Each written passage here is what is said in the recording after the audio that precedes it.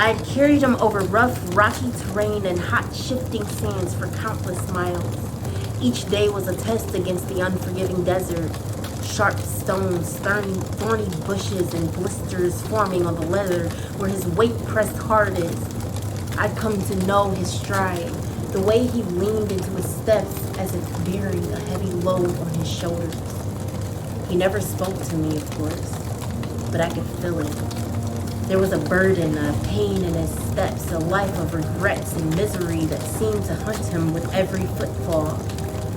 Then one day, everything changed. I felt him stop abruptly.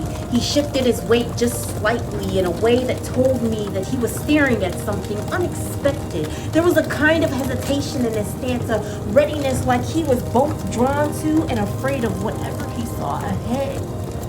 And then he moved toward it.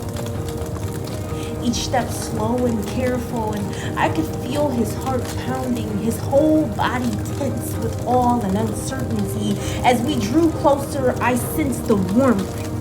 It wasn't the usual heat of the desert sun or the warm stones beneath us. This was something very different, a living heat, like a presence itself. Moses paused. I could feel him leaning forward, squinting at the source. Then a voice, deep, powerful yet gentle. It wasn't a sound like footsteps or the bleating of a sheep. No, this was something I'd never known. It filled the air, it filled the ground, it resonated through his very bones, and it spoke his name, Moses, Moses. Moses froze, his weight pressing down hard on me. I sensed his trembling, the way he shrank back, yet leaned forward and wondered all at once. Then, in a voice so quiet I could barely catch it, he whispered, "Here I am." The voice responded, "Do not come any closer. Take off your sandals, for the place where you are standing is holy ground."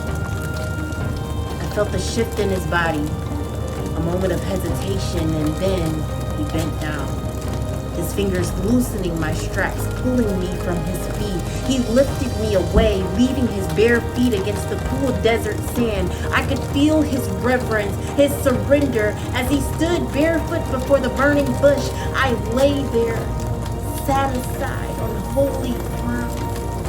My purpose fulfilled in that sacred moment. I could feel the power in the air, as if the very earth beneath me was alive with something ancient and beyond comprehension. I'd spent my days protecting Moses from the harshness of the desert, but now it was as if he stood exposed, unshielded, open before the Almighty.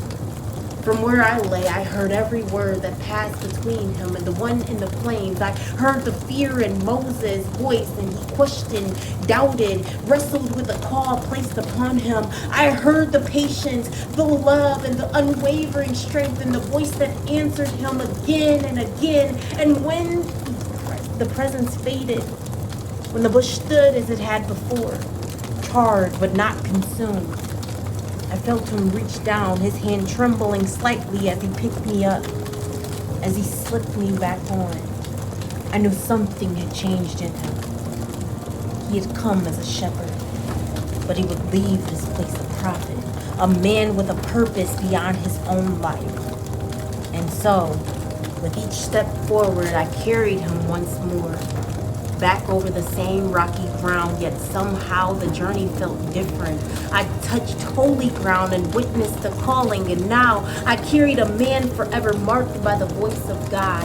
I am the sandals that Moses wore and had to take off because he had to stand on holy ground.